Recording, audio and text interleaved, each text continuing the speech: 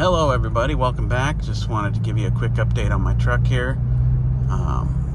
2018 Tacoma. Got about 27,000 miles. I just put the 529 gears in it, and I'm running a 235 85/16. It's like a 31.7 inch tire, something like that. Anyway, I never drove the car with the stock tires. I had them swap my 235 85/16s from my old truck to this truck, and then when those wore out, I put another set on.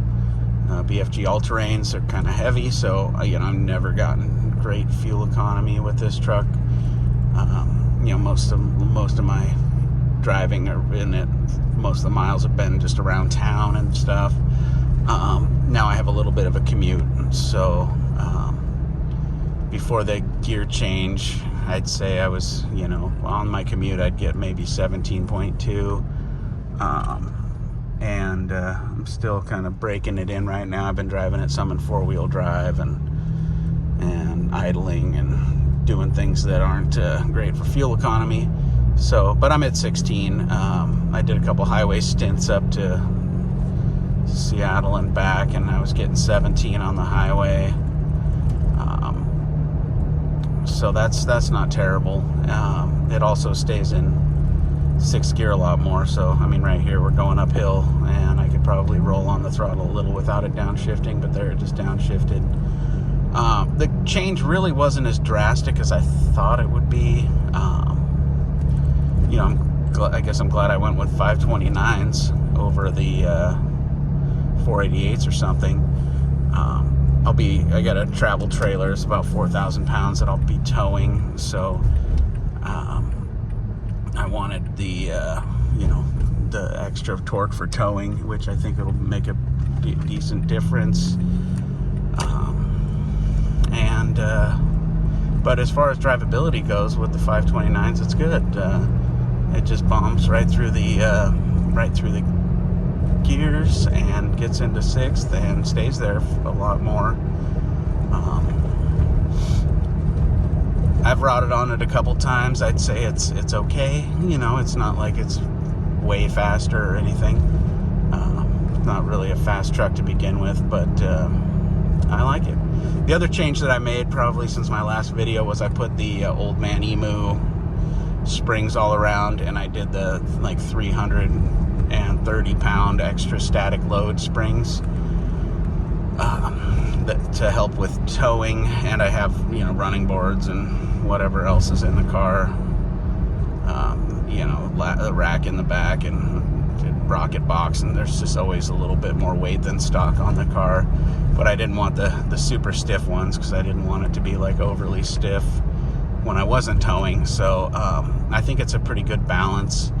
It squats a little less in the back, and it tows a little more level. Yeah, it's pretty good.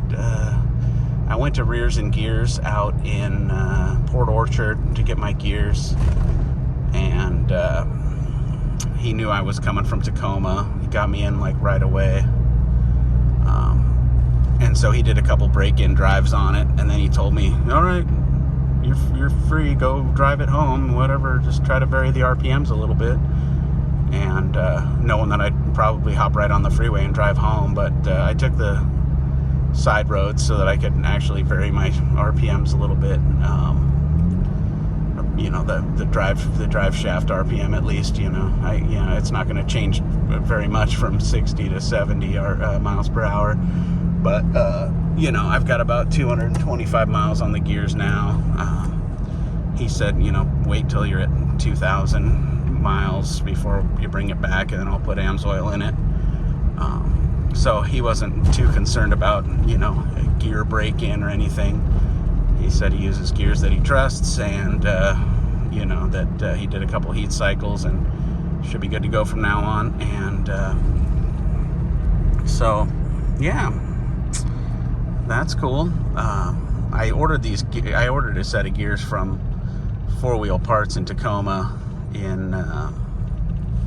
I went in there in August, and they said, well, come back next week. We're having our annual sale. You'll save 40% or 10%, whatever it was, and I ordered the lift and the gears all at the same time. Anyway, by the time the gears came in, their gear installer had quit, and they had no ETA of when they were going to have a gear installer. And so I waited like 2 months, and then I called the rears and gears dude who I'd talked to before. It's just a little less convenient to go to Port Orchard. And he said, oh, I can get you in Monday. I got the parts on the shelf. Sweet, dude, I'll be out, you know, and got my refund from 4-wheel parts, and I got gears now, so pretty happy. It's a good improvement over stock. I mean, basically it just kind of feels like it should have felt from the factory. I think, you know, that overdrive transmission's not the best thing that Toyota ever did in a truck. It's got like 1,000 RPM drop from 4th gear to 5th gear, and then maybe another 500 or 600 RPM from 5th to 6th. And so on the highway, when it downshifts, it usually skips right over 5th and goes to 4th, and then, you know, you're at 60 with the cruise on at 3,500 RPMs or something, and it's just screaming and loud and doesn't sound very good. So, yeah. But now it feels like it gets to 6th, then stays there a lot more, and I think the fuel economy will be about the same. Maybe a hair better, maybe a hair worse, probably better towing, I don't know. It won't be lugging so hard in 1st gear. But yeah, I've had it in 4-low a couple times and went through a mud bog. And the suspension's also a good improvement, I think.